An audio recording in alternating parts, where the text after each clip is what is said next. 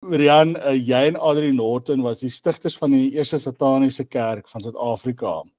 Hoe lank was jy op daai journey van satanisme gewees? Okay, so ek was ten minste al vir 3 jaar in satanisme betrokke voor die sataniese kerk gestig was. So die sataniese kerk is offisieel was gestig op die 14de Februarie 2020 op Valentynsdag van 2020, maar ek was toe al reeds vir 3 jaar in satanisme betrokke gewees. So toe ek in 2017 geïnisieer was in satanisme, toe ek heelwat mense ontmoet na dit by sataniese rituele en sosiale byeenkomste, jy weet baie ander sataniste in Suid-Afrika ensovoorts. En dit het toe gelei dat 7 van ons, so Adrie en ek, was 2 van 7 mense wat die Suid-Afrikaanse sataniese kerk gestig het. So ons 2 was kom ons met maar die gesigte daarvan, want die ander mense wat betrokke was, wou nie hulle gesigte daaraan gekoppel het nie. So hulle het spesifiek na mense gesoek wat bereid sou gewees het om in die publiek en in die media te verskyn en te sê ons praat namens die Suid-Afrikaanse sataniese kerk. So ek dink een van die groot miskonsepsies daar buite is nog steeds dat ek in my persoonlike kapasiteit, ek was die hele Suid-Afrikaanse sataniese kerk en ek was aan beheer van die hele ding en ek was die leier van al die duisende mense wat lidmaatskap geregistreer het, daarvoor.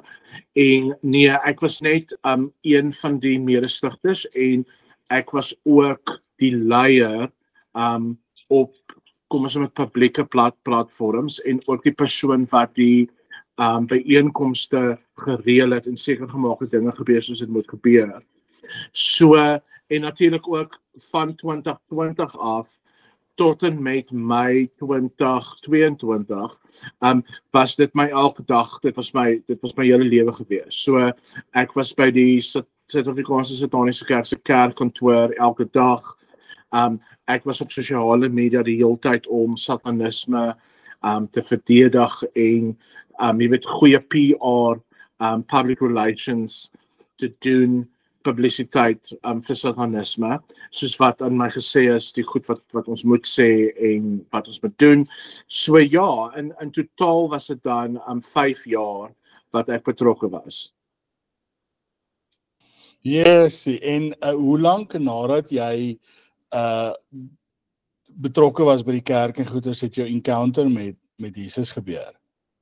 So, dit was op die 24ste Mei 2022. So, met ander woorde, ek was by die Suid-Afrikaanse Sataniese Kerk betrokke vir net oor die 2 jaar.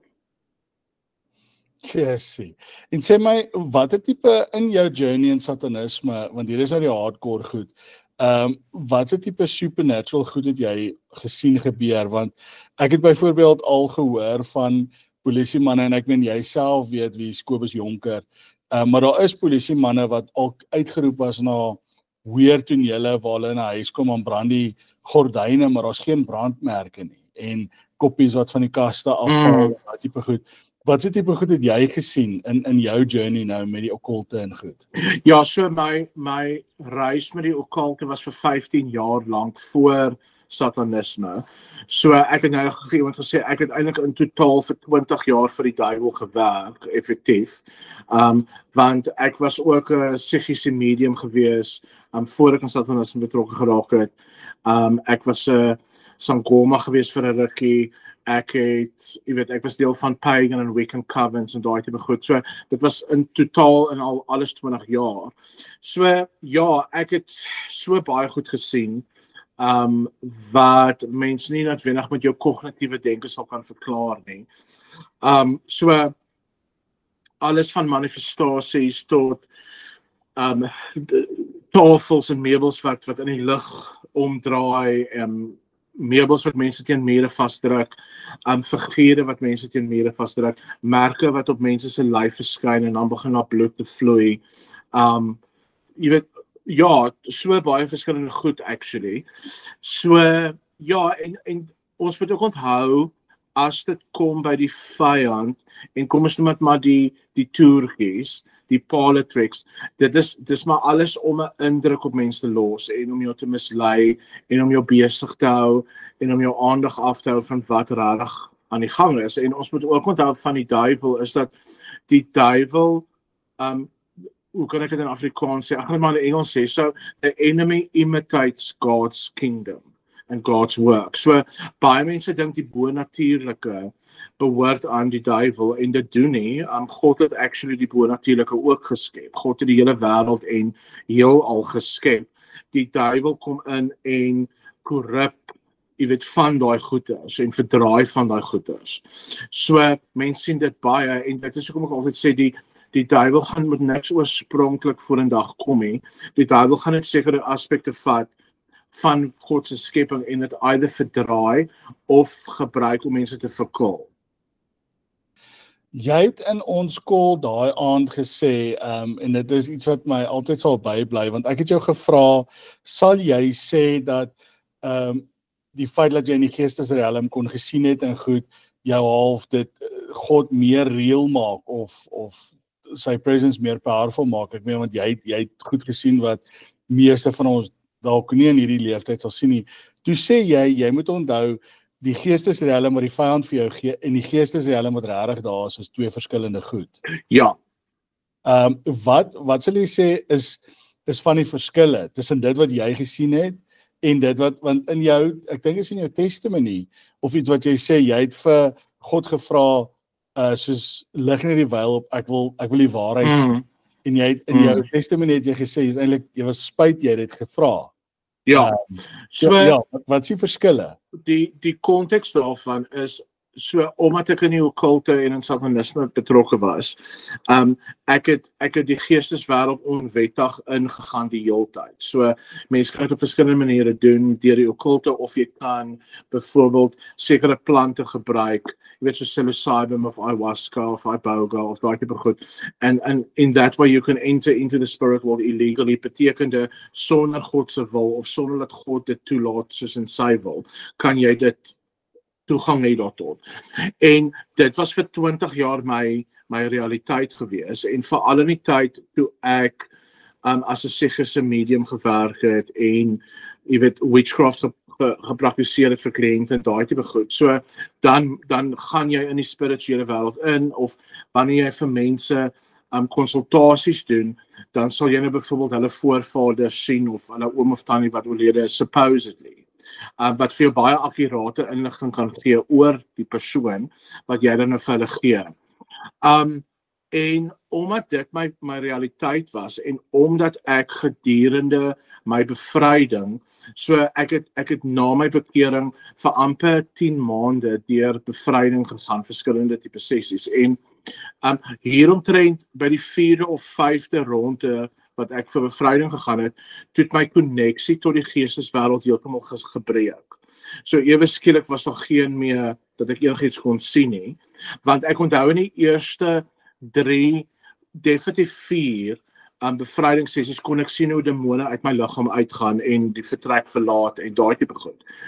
So na sessie 4 toe breek daai koneksie wat ek het met die geesteswêreld, en ek het toe obviously geweet dat God en veral wat deur die Heilige Gees met my oortuig het, geweet dat ek moenie hierdie koneksie hê nie. So ek het dit laat gaan, maar 2 jaar later, so nou praat ons van die begin van laas jaar, toe ek al hoe meer begin duidelikheid kry het dat God my roep vir hierdie tipe bediening waarin ek nou is, was ek nog steeds baie huiwerig, en ek het selfs mense gehad wat intersessie gedoen het vir my op daai stadium, wat my gekontak het, en dan bevestig hulle wat die Here vir my gewys het oor hierdie bediening. Maar nog steeds het ek gesê, ek weet nie of ek dit wil doen nie, ek was huiwerig, ongehoorsaam, jy weet mos nou. En toe eendag toe sê ek, en dis waarna jy verwys, eendag toe sê ek vir die Here dat as ek in hierdie bediening moet ingaan, wil ek weet, daar's net een ding wat ek wil weet, is dat dit wat ek vir 20 jaar gesien het, toe ek in die okkulte en satanisme betrokke is, in terme van die geesteswêreld en geestesdimensie, is dit akkuraat? Is dit actually hoe dit lyk? En God het nie dadelik vir my enigiets gewys nie, so ek het baie gefrustreerd geraak, ek het met 'n vas begin, en na so 5 dae, toe kom ek eendag by die huis, en ek was eintlik baie moedeloos, en ongeduldig, en ek sê toe vir God dat, as U wil hê, ek moet in voltydse bediening ingaan, wat spirituele oorlog aanbetref en daai tipe goed. En as dit U wil is, wys vir my die regte geesteswêreld. En dit is toe ek het amper spyt was daaroor, want God het dit gedoen vir 'n paar minute. En die geesteswêreld is nie daarbo of in 'n hoër dimensie as wat ek gedink het. Jy verstaan jy, soos in die tyd van die okkulte en New Age goeters, moet jy die hele tyd connect met iets daarbo om te kan sien, en of jy moet jouself elevate tot daarso. Waar die waarheid en wat God vir my wys is nommer 1, daai wesens, met ander woorde die voorvaders en die spirituele gidse, of het word ook spirit guides genoem, en selfs engele wat ek daai tyd gesien het, was alles familiêre geeste en demone gewees, al die tyd. So dit was die een ding, en die ander ding wat ek gesien het, is dat dit is nie op 'n ander plek nie, die geesteswêreld is rondom ons. So, die heeltyd is daar 'n spirituele oorlog aan die gang, tussen engele en demone, tussen donker en lig, tussen ons in ons gees en aanvalle van die vyand, die heeltyd van dit aan die gang rondom ons, of ons bewus is daarvan of nie.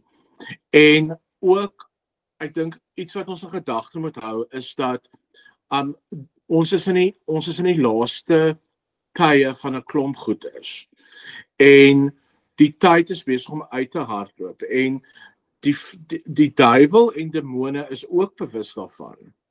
So, hulle het 'n sekere hoeveelheid goed wat hulle moet bereik voor die eindtye, voor die laaste dae, en dit is hoekom die aanslae en die aanvalle en net leuns en die hele propaganda van die vyand is soveel meer op die oomblik as ooit tevore.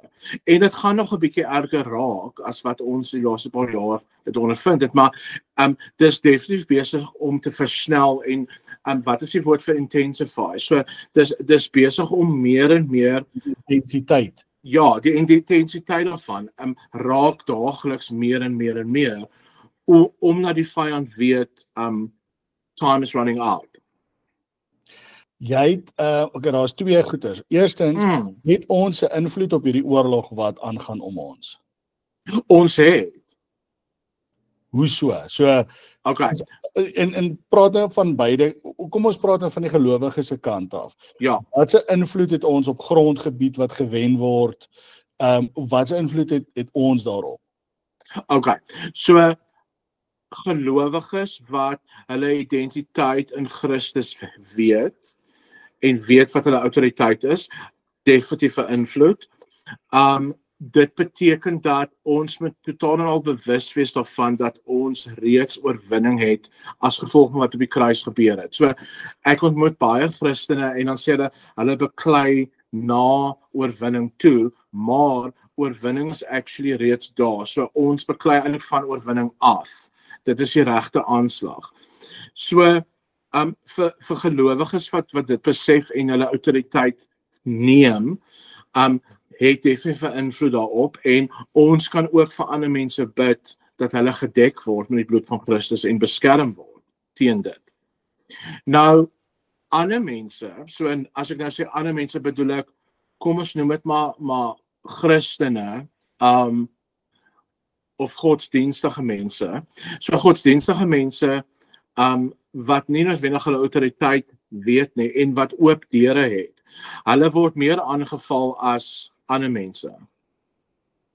Okay, want ons moet ook onthou dat ons brein en ons verstand, reg, is nie dieselfde ding nie. So dit is verwant aan mekaar, maar jou brein is 'n orgaan, reg? So jou verstand is groter en jou verstand vorm ook deel van jou emosies en jou siel en jou gees. So as jy 'n oop deur het in jou lewe, dan gaan jou mind, jou verstand raak in jou gedagtes, raak 'n veld waar die vyand jou gaan aanval. Dit is kind of, hulle eerste lyn van aanval is jou verstand. En dit is daai pyle van vuur waarvan Paulus praat in die Bybel, in Efesiërs, the fiery arrows has been shot out. So, daar word die hele tyd na ons, goed in ons gedagtes ingeplant. En dan, die vyand en demone kan nie jou verstand lees nie, maar hulle kan wel jou observeer, so hulle kan kyk of jy daarop reageer op daai gedagtes, of suggestions, of voorstelle, of jy wel daarop reageer, en ook hulle kan hoor wat jy sê met jou mond, met ander woorde verbaal, met woorde. Maar hulle kan nie jou gedagtes lees nie, hulle kan nie jou hart lees nie. God kan dit doen. Definitief. So, wanneer ons nie reageer op die gedagtes of voorstelle nie, of ons kan verbaal met ons monde sê, that I rebuke this thought in the name of Jesus. Ek bestraf dit in die naam van Jesus Christus en ek weet wat my identiteit in Christus is. Hulle sal actually wyk van jou af. Dis die gouste wat hulle wyk, en ook aanbidding. Om God te aanbid, of dit nou in musiek is of net met jou mond, die Here te loof en te prys. Die vyand vlug van jou af weg as ons dit doen. Demone vlug van jou territory af, waar jy dit doen, because they can't stand it. So dit is ongelooflik om dit te besef, en ek het dit ook al baie met bevryding gesien met mense. Die oomblik as dit begin rof raak, jy sit worship musiek aan, of jy begin die Here te prys vir sy grootheid en sy goedheid en sy almagtigheid. Hulle kan dit nie hanteer nie. Dit is soos kryptonite vir hulle. Maar sien, dit is die tipe goed wat mense nie besef nie, en dis eintlik so eenvoudig, en dit is alles in die Bybel, die goed is eintlik alles in die woord. So, en daar's ook baie mense, en ek weet ek gaan nou 'n bietjie sidetrack hierso, maar ek het gister 'n gesprek met 'n pastoor gehad, en toe besef ek weer eens dat daar's mense in kerke wat dink dat Jesus en Satan die teenoorgestelde is, en hulle is op dieselfde level. En dit is net soos, dit kan nie wees nie. Nee, want Satan is geskep deur God as 'n engel oorspronklik. So, die engel Michael is actually die teenoorgestelde van die duiwel. Dit is dieselfde level. Jesus is ver bo dit.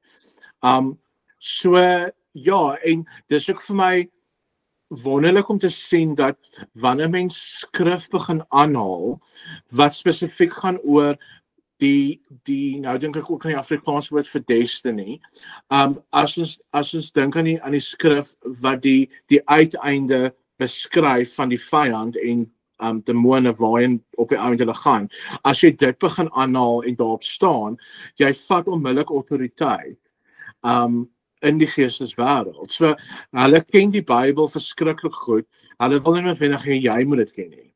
Maar dis amper soos, sien dit soos 'n kontrak, waarin hulle ook gebonde is.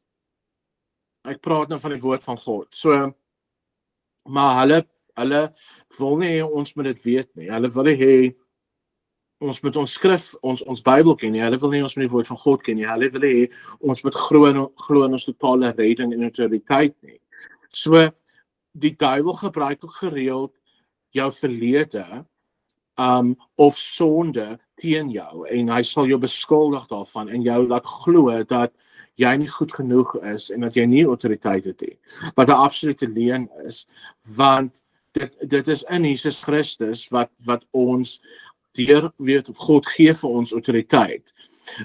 So mense moet partykeer maar die duiwel herinner aan wat jy weet, en dit is so 'n lang antwoord op 'n vraag wat jy gevra het, maar dit is maniere hoe jy autoriteit neem. En dan indirek is dit so wat jy grondgebied weer terugwen. Korrek.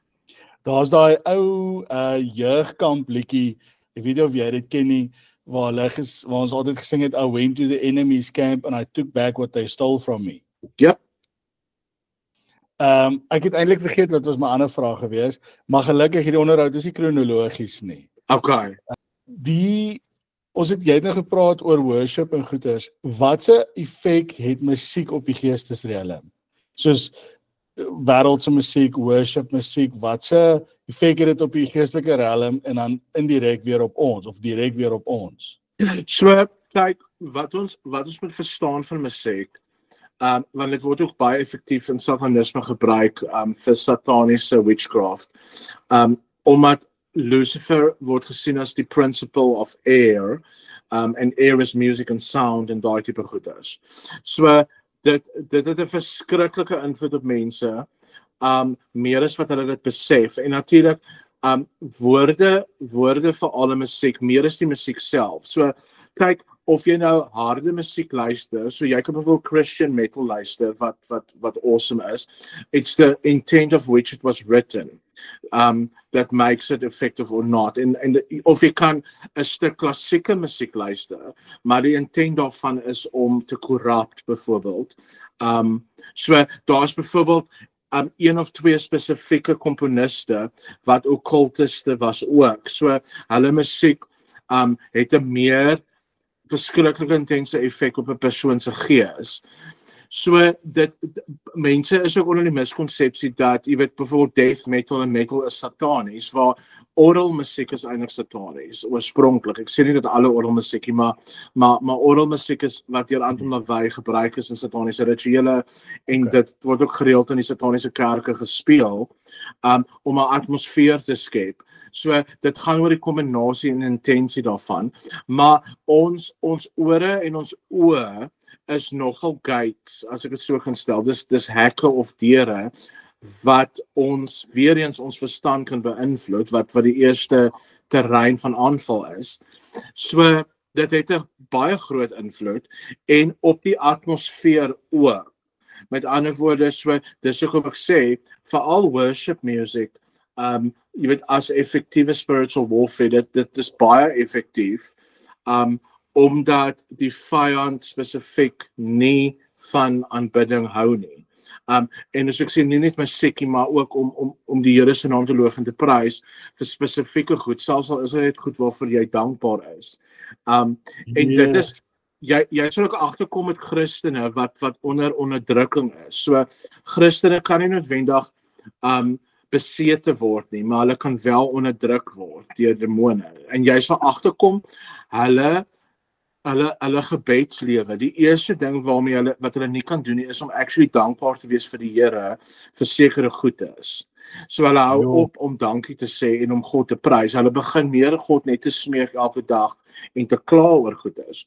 So en ons kan by God kla, ons kan vir God smeek, maar die vyand kan nie dit verdra as ons God met loof en prys vir sy goedheid hê.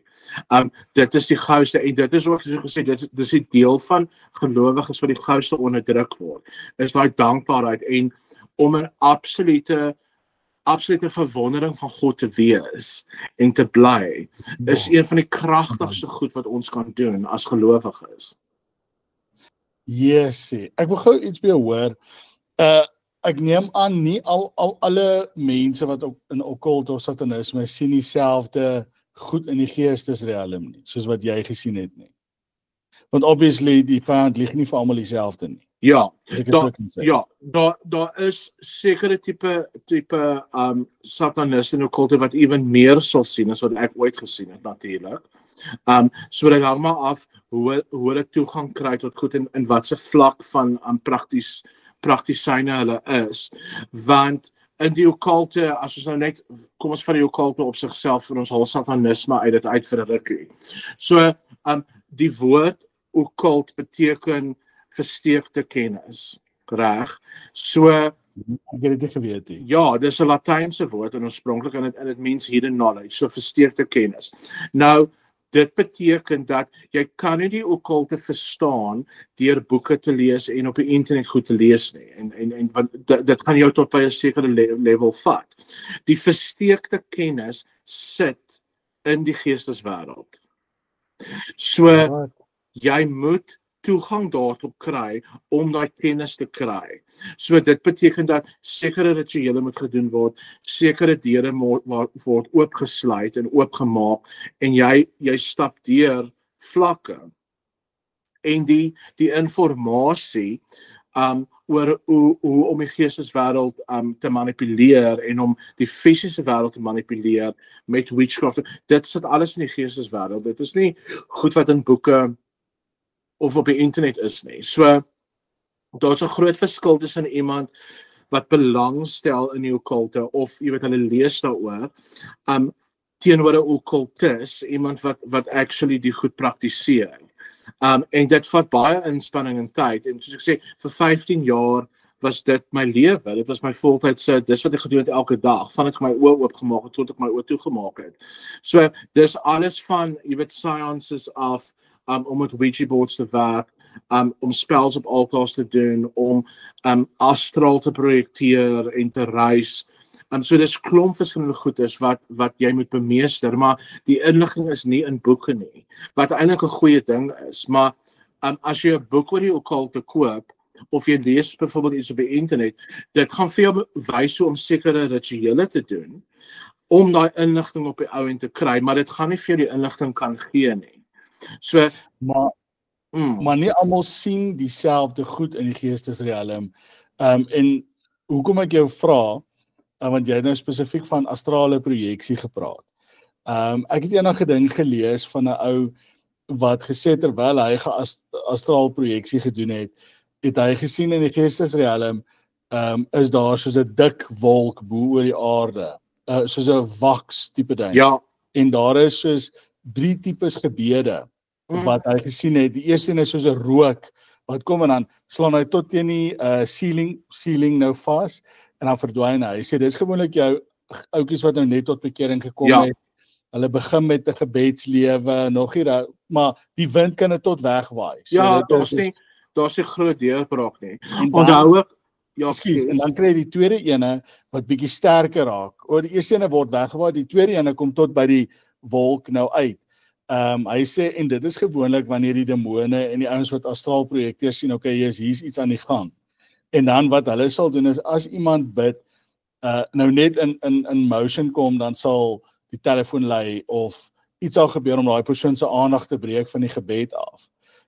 Hy sê, die derde is soos 'n bol vuur wat deur daai wolk gaan, en hy sê, dit is wanneer gewoonlik Christene of volgelinge van God nou praat van hulle sê dit asof hulle direkte koneksie het. En dit is wanneer dis wat in die geestesrealm gebeur. Is dit iets wat jy sê jy ook gesien het? Ja, maar dis meer intens as dit en daar's meer detail. So, wat ons moet verstaan van astrale goedes is dat in die geesteswêreld en in die astrale wêreld is daar strukture ook. So daar's tempels gebou in die astraal wat mense mekaar kan ontmoet deur net te projekteer soontoe. Daar is onderwater wêreld, daar is dis very very big. En onthou die geestelike wêreld en selfs ons gees is groter as die fisiese. So ja, ek dink die groot fout wat baie mense maak ook is om te dink dat jou siel sit binne in jou liggaam. En dis eintlik dis andersom. Jou liggaam sit binne in jou siel. Jou siel is baie groter as jou fisiese liggaam. Jou gees is nog groter as dit. En daar's 'n deel van ons, met ander woorde, wat die heeltyd beïnvloed word wat in die geesteswêreld aan die gang is. En dit is hoekom dit belangrik is om die dekking van Christus te hê, dat jy nie kan beïnvloed word by enigiets anders nie. Maar so in die tyd wat ek nie onder daai dekking was nie, het ek baie goed gesien en dit is 'n massive wêreld. Ek sê nie dat dit nie deur God geskep is nie, ek voel nog steeds dit is, maar dit is so gekorrup en dit is so gemanipuleer en gedistort en gemimik dat dit nie iets is, en ek glo in my hart dat God nie wil hê ons moet venture into die geesteswêreld sonder dat hy dit toelaat nie. So ek dink ons moet baie versigtig wees, want mense maak deure oop op daai manier, en ons moet altyd bid oor hierdie goed en vra dat alles wat gebeur binne God se wil val. As dit by hierdie goeders kom. Dit is verskriklik belangrik. Ek kan nie dit genoeg sê nie. Maar daai illustrasie oor die ou gee is nogal akkuraat van die Ja. en hoekom dit vir my cool was, want obviously ek kon dit nooit bevestig het nie, maar hoekom ek dit half gevisualiseer het, veral met my gebed is, want dan het ek daai gesê, yes, ek wil daai deurbraak, ek wil hê my gebed moet soos 'n bol vuur wees. En dit het my ge-inspire. Ander ding wat ek gou weer wil vra, ek het so hele paar jaar terug, ek weet nie of jy die boek ken, The Satan Seller nie. Ja. Nou daar is so 'n kontroversie oor die boek, party mense sê dit is reël, party mense sê nie, maar ek het dit gevat vir wat dit is. Dit is ook 'n sataniese hoëpriester wat tot bekering gekom het, en jy het in een van jou testimonies of video's gesê, jy het redelik alles gehad wat jy wou gehad het, karre, bikes, maak nie saak wat nie. Nou die ou het dieselfde gesê, en teen hy het gesê, hy het 2 meisies gehad wat hom kon bedien het in sy flat, as hy, en obviously toe hy nou wegbreek, toe verloor hy al daai perks, maar demone het hom na die tyd nog steeds aangeval. Soos hulle hom van die banke afgooi en in 'n crucifix posisie sit, het dit met jou gebeur? Soos ek vroeër gesê het, in daai tyd wat ek deur bevryding gegaan het nog, ja. Ja, so hulle jou randomly net aangeval het. En onthou, ek werk in 'n bediening vandag waar ons met survivors werk. So dit beteken mense wat nou net uit satanisme en die okkulte uitkom. So hulle word so aangeval die hele tyd tot hulle totaal en al hulle lewe oorgegee het aan Jesus, soos in heeltemal surrender het. So dit is die realiteite. En baie keer ook wanneer sataniste wil uitkom uit satanisme uit, val demone hulle ook aan as hulle by 'n kerk wil ingaan of as hulle moontlik wil gaan na iemand toe vir hulp, word hulle aangeval. Yes. Dis nogal hier is die ander ding wat ek wou sê. Jy het gepraat van die tye wat intensify en die aanvalle wat erger word, want die vyand het obviously 'n quota wat hy moet bereik. Hy het 'n mission, soos wat jy daar eendag gesê het. Nou, jy het iets verskriklik beautifuls gesê daai aand, en dit was, jy het gesê, mense, julle moet onthou, ons is in God se beeld geskape. Ja. God se beeld is nie moord, verkrachting, domestic violence, niks van daai goed nie. So alles daai is tekens van die vyand. Ek moet sê, ek ervaar dit. Eendag was ek op 'n toneel, 'n moordtoneel. En hulle vat my en hulle het oorspronklik gedog is 'n selfmoord, omdat al die deure gesluit was. En hulle vat my toe na 'n venster toe en ek sien toe die persoon daar lê en ek sê vir hulle dit is 'n moord. Dis nie 'n selfmoord nie. Want daar was letterlik bloed oral gewees. Oral waarna jy kan dink was daar bloed. Mure, vloere, dak, alles. En iets van daai toneel het my verskriklik gepla. Nie die visual nie, want soos wat ek het vir jou vertel van Jolandi, soos wat ek vir haar gesê dat die toneel tik redelik baie van die boks en dit kan ook weird klink van die tonele wat my 'n rush gee, as jy dit so kan sê. Dis dalk crazy om so te dink. Maar iets van daai tonele het my gepla, en soos wat ons praat, soos dat jy gaan nou die 11de ontmoet, gaan daai soos daar insig op en sy sê obviously, en sy dieselfde as jy gesê, sy sê obviously daar was iets buite betrokke by hierdie. Sy sê, maar die gees was nog steeds daar gewees. Ja. En daai gees, jou gees, het dalk daai gees gesien, maar daai wat ook al daai is, het nie geweet of weet jy van hom of dat hy daar is, want obviously soos wat jy nou sê, as jy jou identiteit in Christus vind, het jy autoriteit. Correct. So daai ouetjie het nie, ek praat nou ouetjie, maar daai demoon of gees of wat ook al, het nie geweet ek van hom nie. Correct. En hoe gereeld is daar gewoonlik ek weet nie of jy al baie met so sulke tipe goed te doen gehad nie, maar nadat 'n daad plaasgevind het, hoe lank na die tyd sal die gees nog daar wees? Tot die bloed fisies droog is. Hoekom moet die bloed droog wees? Vir dieselfde rede wat daar bloedoffers in satanisme en okkulte is. Want bloed is 'n life force and that's what they feed off. Jo. Ja. Yes, dis crazy, maar so ek het daai al ervaar. Ek was eendag was ek ook geroep na 'n call toe, waar hulle gesê het 'n ouetjie is besig om te overdose. En ek kom by hom uit en die ouetjie praat nie, hy lê in 'n crucifix posisie, maar dit het my nie geplan nie. Ek meen ek het nou nie aan enig dit snaaks gevind nie. En hy maak sulke snaakse bewegings en goed. En op 'n stadium praat ek met die ambulans en ek sê vir die ambulans nou the patient that overdosed is right next to this and this road. En die ouetjie kyk na my toe, hy draai so na my toe en hy sê, en verskoon my taal, maar gaan dit moet sê wat hy het gesê. Hy sê, like die video's is 'n fucking overdose. En hy begin weer so te gil en maar soos dit is asof iets hom optrek, maar sy adem kan nie op. Na die tyd vra kom ons en daar's 'n ander mediek wat daar is en die mediek sê meneer jy moet verstaan hoe dit vir ons lyk. En hy sê ja maar ek het nie overdose en ek sê vir hom hoekom het jy nie vir my gesê nie. Hy sê nee want die demoon het my vasgedruk, ek kon nie praat nie. Yep. En weet jy wat is crazy en dit is en ouens wat hierdie kyk moet hierdie goed verstaan want mense kan sê ek en jy praat oor pie in the sky goed. Maar ek was by waar ons weet jy wat is 'n EKG? Daai masjien wat ons mos op die hart en goed sit in die monitor en so. Dat die medic sit 'n EKG op hierdie ou aan. Hy praat soos wat ek en jy praat, maar sy heart rate gaan sky high dan drop dit. Dan gaan dit sky high dan drop dit. Maar fisies, soos daai monitor freak uit soos wat hierdie ou se hart. Ja, hy sit en praat soos wat ek en jy praat. Ja, ek het al baie goed gesien met manifestasie. En hoe dit mense se liggame fisies affekteer.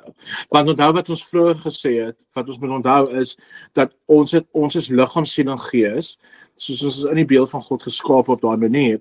Ons gees en ons siel is groter. Nou, wat gebeur met manifestasie wanneer dit fisies raak, wanneer mense fisies manifesteer? Is dat as jy dink aan die geesteswêreld en die fisiese wêreld, daar's 'n interlink van die twee. En jou liggaam, jou fisiese liggaam kan dit nie contain nie. So daar gaan goed gebeur wat jy nie kan verstaan, jy gaan goed sien wat jy nie verstaan nie. En ek bedoel ek sien baie. Ek bedoel op 'n daaglikse basis in bevryding sien ek hoe mense se oë pik swart raak, hoe daar bloed by mense se oë uitloop en ore uitloop ewe skielik, hoe mense se naels ewe skielik begin groei en terugtrek. Hoe goed dat mense se lyf uitskiet, jy weet soos penne en spykers. So ek bedoel, dit klink absoluut insane. Maar dis die tipe goed wat gebeur as die geesteswêreld en die fisiese wêreld. En ook wat ons moet verstaan is dat 'n demoon sal nooit iemand die heeltyd besete van 'n persoon neem nie, want hulle word baie beperk deur fisiese liggame. So hulle sal partykeer van een persoon na 'n ander persoon beweeg as daai persoon oop deure het in 'n lewe, dan kan hulle dit doen. En dan dit begin eers later die persoon se fisiese liggaam te affekteer. Dit gaan eers op hulle gees en siele effek hê. En dan eventueel gaan die liggaam fisies manifesteer. Want dit kan nie meer gecontain word net in die gees en die siel nie. En dit is hoekom jy partykeer manifestasie sien. En manifestasie is eintlik minder as die meerderheid. So baie mense het demoniese onderdrukking en selfs besetenheid wat glad nie manifesteer nie, want dit sit nog net in hulle gees, as jy verstaan wat ek bedoel. Ja, ek verstaan. Nou, so vir die kykers by die huis, ek was by, ek het dit al gesien. Ek het daai EKG's, laat daai mediek vir my sê, hier's groot fout. En wat wil ek nou, daar is iets wat jy baie interessant. Is dit pynlik vir die persoon as hy deur 'n deliverance gaan en daai demone gaan uit hom uit? Of is dit net die demoon wat die pyn ervaar? So dit hang af. Dit hang af wat se redes daar is hoekom die persoon geaffekteer word of onderdruk word.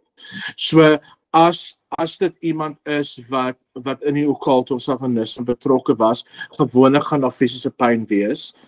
Dit gaan nie vir lank aanhou nie wou. Maar as dit iemand is wat net eenvoudig oop deur het, nee, hulle gaan nie noodwendig enige pyn voel nie.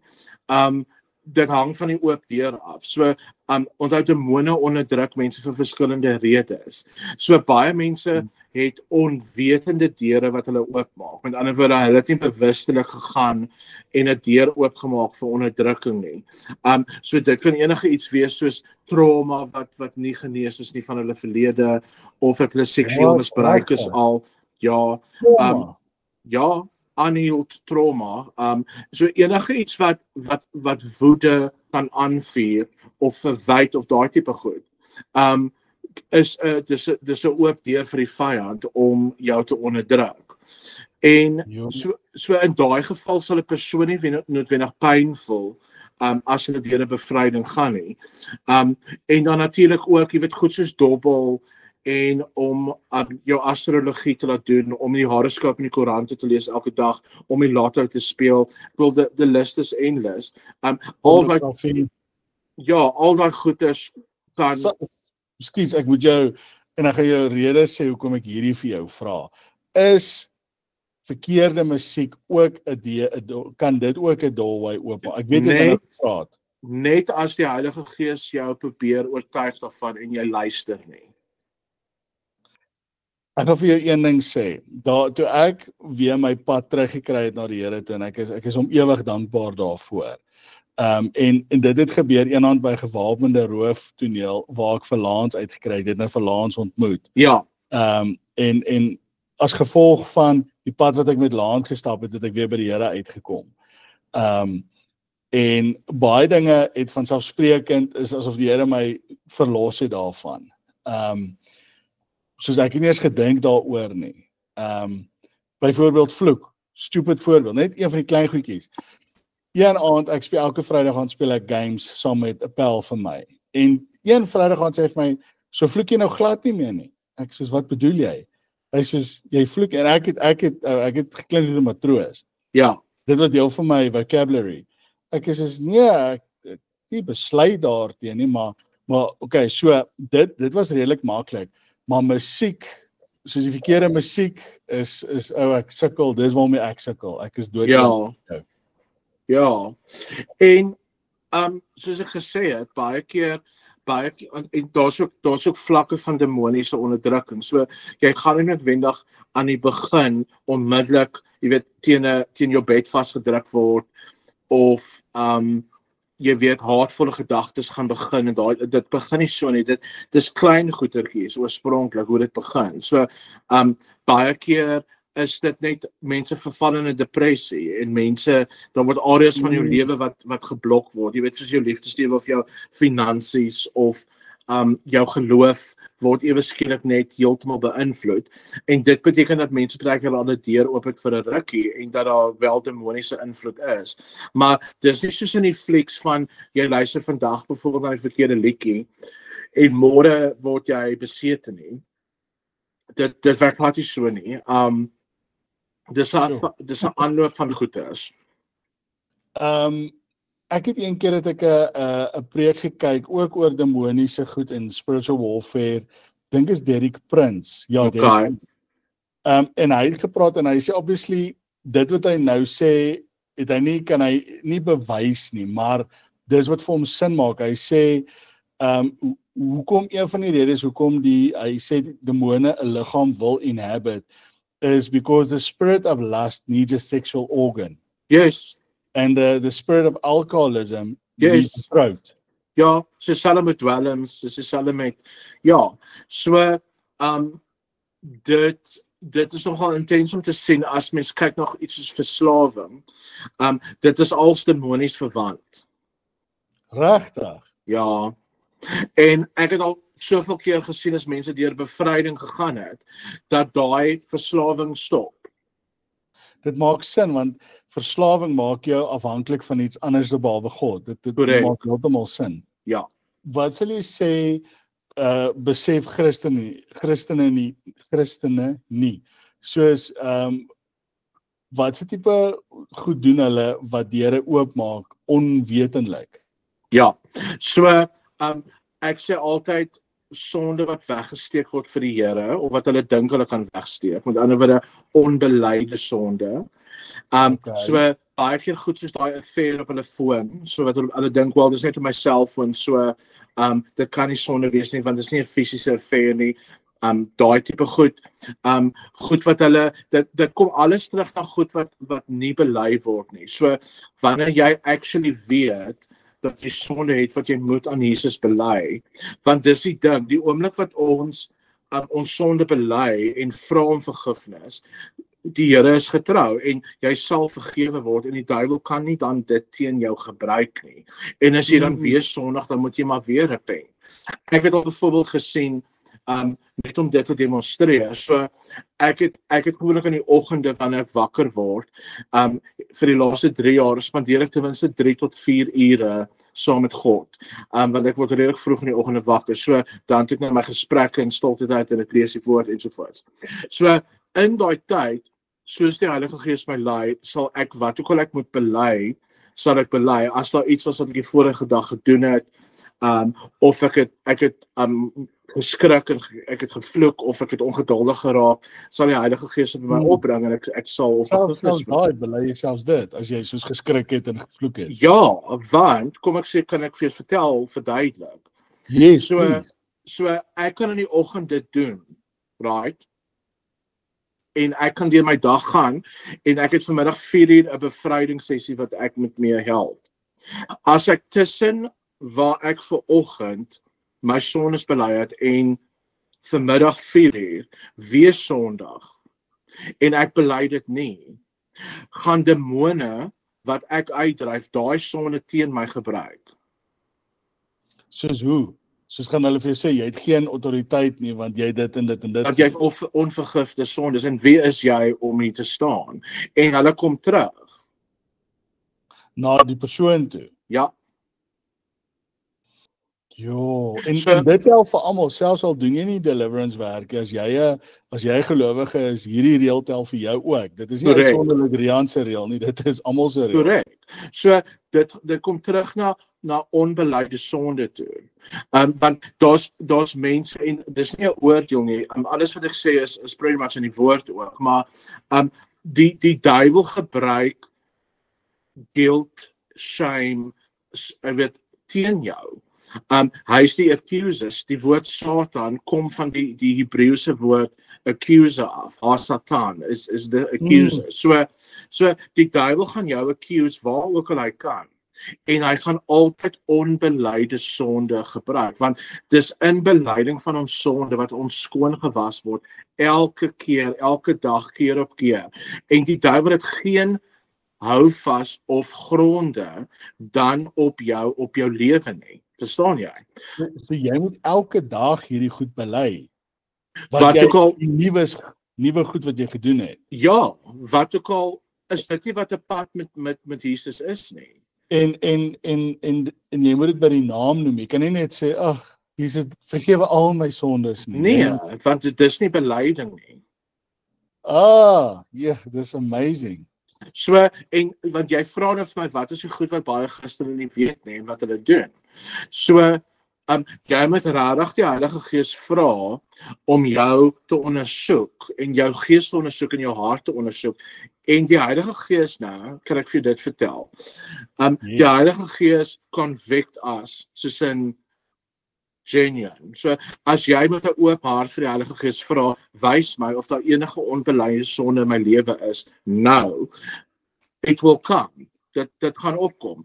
En dit is niks om oor skaam te wees nie. Dit is dan letterlik 'n geval van, jy bely daai sondes, soos wat die Gees dit by jou opbring, en jy weet, oor dat waarvoor die kruis staan, dat jy vergifnis kry, maar jy moet dit bely, en dan word jy vergewe, en jy is skoon, jy staan dan weer in righteous standing met God, in heiligheid, verstaan jy? So, dan het die vyand absoluut geen reg of toegang tot jou nie. So dan kan die vyand kom met gedagtes weer en goeders, maar that's where it stops, want gedagtes is nie my sonde nie.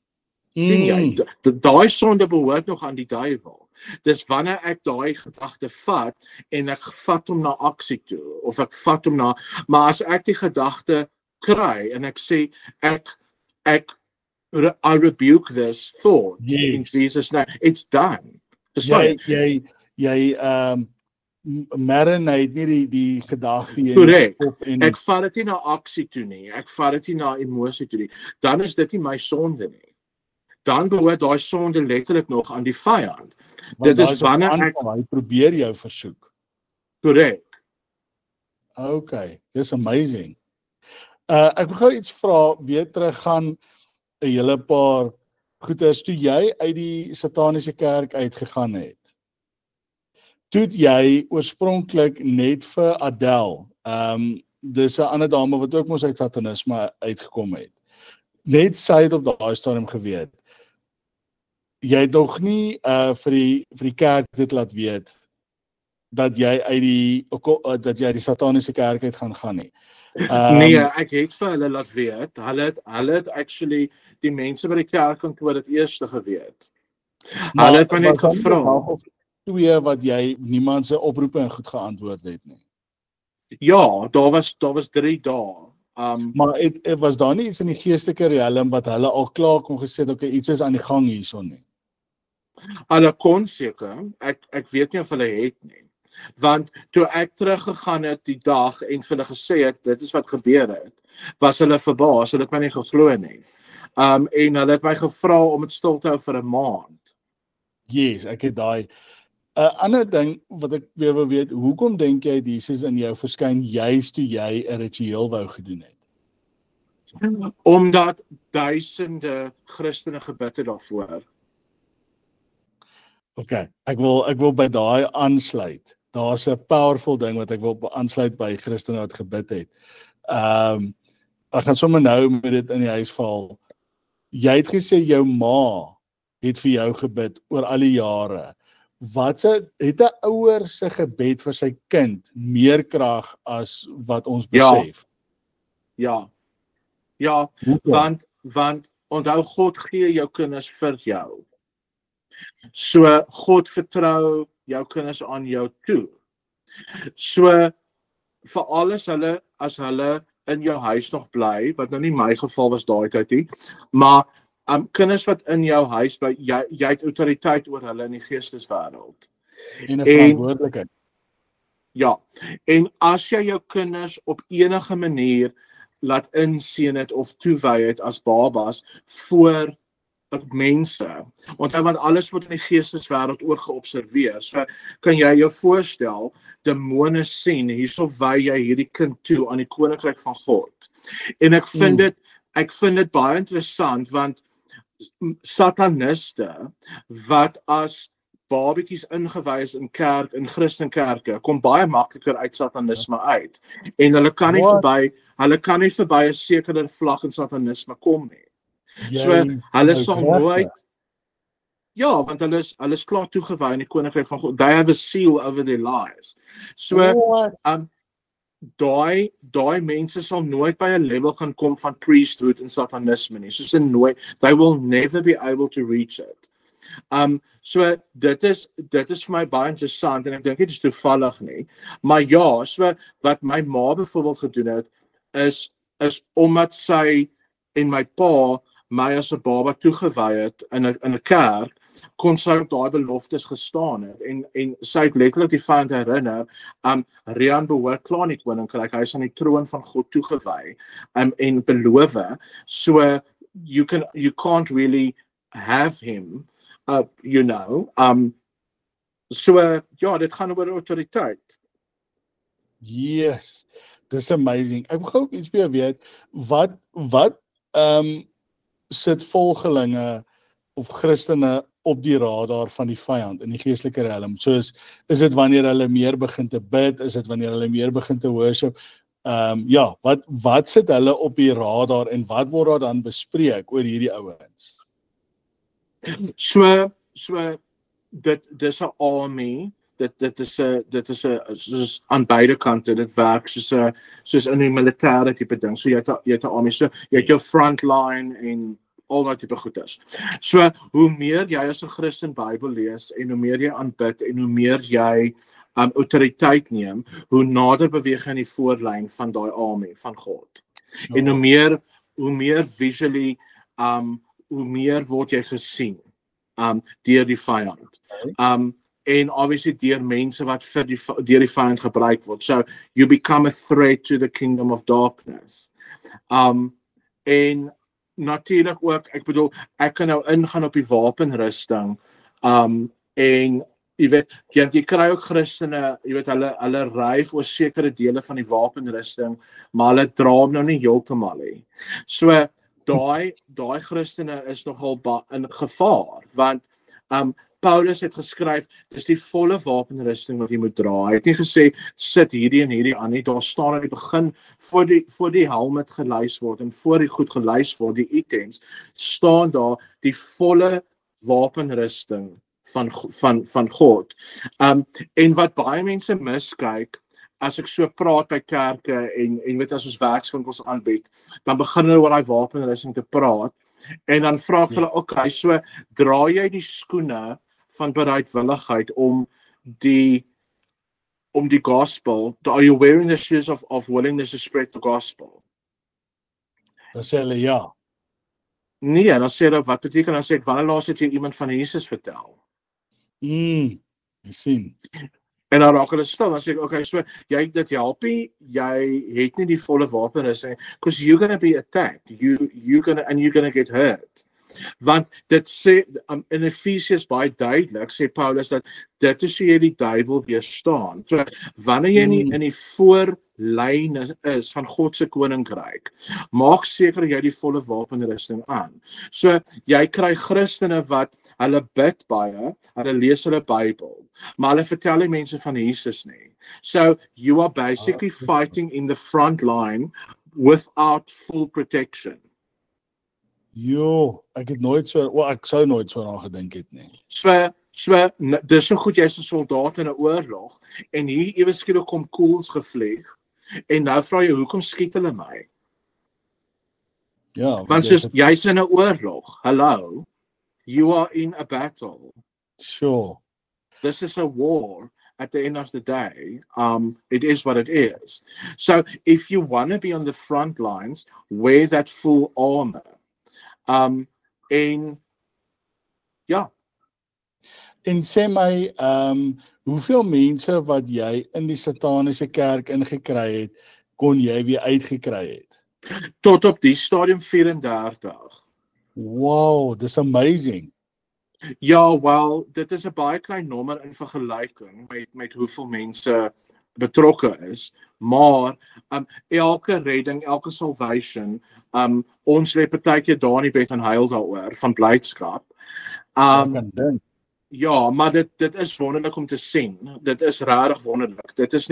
Dis hartseer ook, want so baie mense wil getuig, maar hulle is bang vir veroordeling. En ek bedoel, die feit is ook, baie van die mense met wie ek werk, wat ons benader, hulle volg ons op sosiale media, so hulle sien wat Christene sê vir ons, en hulle sien hoe ons veroordeel word, so hulle is te bang dan, om actually partykeer satanisme te verlaat.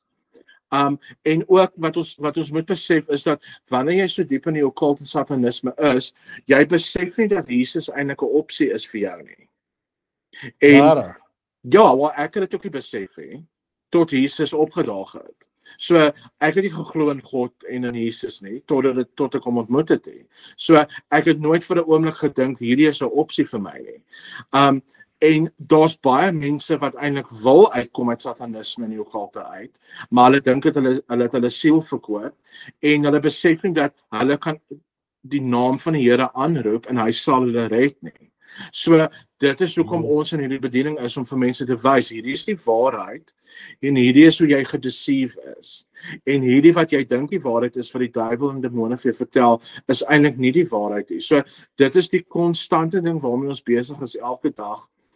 En dit is van die plek waar 'n persoon jou begin kontak, wat in satanisme is, tot die punt wat hulle jou genoeg vertrou om jou in persoon te ontmoet. Dit is 'n maandelange proses. En ja, en in daai tyd moet jy bid vir hulle, jy moet in die gap vir hulle staan, jy moet intersessies skryf wat vir hulle instaan, jy moet daar wees vir hulle gedurende die sataniese kalender, as sekere goed van die jaar, sekere tye van die jaar goed gebeur. You need to be there to support them. So, dis waaroor ons bediening gaan. Dit is baie behind the scenes work, wat mense nie actually eens weet hoe dit werk, hè. Yes, sê my, weet jy vra, hoe belangrik is intercessors vir 'n kerk? Ek sal sê, dis die belangrikste ding. What? Ek sal liewer 10 sterk bidders hê, as wat ek 100 mense wat geld vir my gee. Jy joke, regtig? Ja. Dis jou powerfulste tool in spiritual warfare, is om jou te dek en om vir jou in te staan. So, elke keer as ek 'n onderhoud byvoorbeeld doen, het ek sekere mense wat vir my bid. Soos ons nou op hierdie oomblik, daar's mense wat vir jou bid, wat vir jou cover nou. En jou familie, en jou finansies, en dit word gecover op die oomblik. Want ons is in 'n oorlog. Ja. Ek dink die mense besef dit. So, wanneer ek na 'n kerk toe gaan, word ek gecover, wanneer I'm being covered the whole time by prayer. So dis hoekom ek sê dis verskriklik belangrik. Ja. Wat gebeur in die geestesriem as mense intercede vir iemand? So, die beste om dit te beskryf, dit is soos vlamme wat om 'n persoon gaan staan. Wow. Of 'n dome. Sien dit soos 'n dome. Yes. Ja. Wow, yes. Ek wil gou iets kyk, daar was nog 'n laaste vraag. Ek dink ek het so 10 minute oor. Ja, ek dink ek het redelik alles wat is van die awesomeste miracles wat jy al gesien het? Dit kan deliverance wees, waar jy die groot goed uit mense uitgaan. Watse miracles het jy al gesien? Ek wil graag hê, want nou dat jy gepraat van die tricks van die duiwel, maar ek wil hê die kykers moet weet, luister, die absolute almag van God is bo enige trick, enige staging of act wat die duiwel of wat die Satan voorsit. Ja, so ek het al baie goed gesien. Ek het al gesien hoe God soos magtig werk in mense se lewe. Ek het al gesien hoe mense in situasies ingaan wat hulle eintlik moet dood wees, and they don't. Because they are completely covered and God actually comes and intervenes. So ons kan sê dat soos jy manifestasies skryf van die duiwel en van die vyand, yes. God se wonderwerke is God se manifestasie. En ja, ek het al ek dink nou aan, as dit nou gaan oor entertainment en wow stories, wat ek kan sê, maar salvation for me is miracle. Ek bedoel, daar's baie mense wat actually vir God ontmoet in sataniese rituele. Ek is nie die enigste persoon op die aardbol. Rare. Ek het dit geweet. Want God is alomteenwoordig. Soos letterlik. God is op hierdie oomblik by 'n drugdeal hier onder in die straat. God is by die bordeel hier aan die ander kant.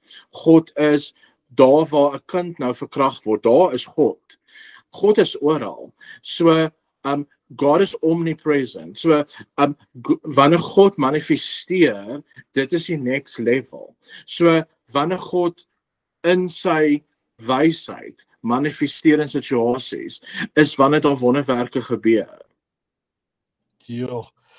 Nou ja, ek wil die interview amptelik afsluit. En net sê weer eens baie dankie. Ek weet nie of jy 'n gebed wil doen. Ter afsluiting nie. Sure. Ja, go for it. Cool.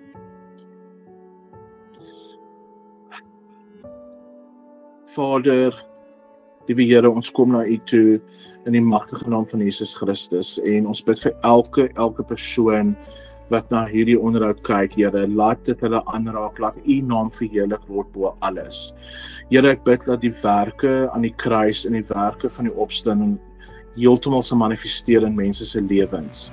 Here, ek bid vir elke persoon en 'n familie wat verteenwoordig word, vir almal wat agter die bediening sit van mense wat 'n verskil maak, Here. God, U sê dat in die laaste dae sal U Gees uitstort op alle vlees en ek bid daarvoor. Ek bid vir magtige, kragtige ontmoetings, gesig tot gesig met U, liewe Here. Ons bid dit alles in die naam van Jesus. Amen. Amen, amen. En ja, die kykers by die huis, ek kan getuig, hierdie goed is reël.